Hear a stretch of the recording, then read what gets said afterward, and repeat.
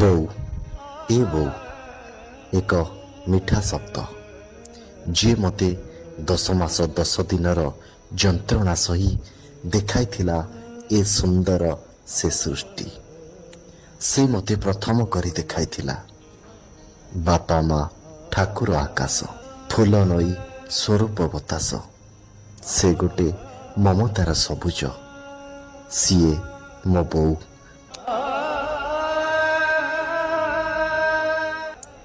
ଥିଲା ଶଗଡ଼, ବଳଦ, ବିଲ, ପୋଖରୀ, ଆମ୍ବ ତୋଟା। ଦିନେ ସରିଗଲା ସେ କୁଆଁରୀ ବୟସ। ବୋହୂ ସାଜି ଶଗଡ଼ରେ ସେ ହୋଇ ଆକାଶର ତାରା। ସେ ବୋଉ, ମୋ ବୋଉ।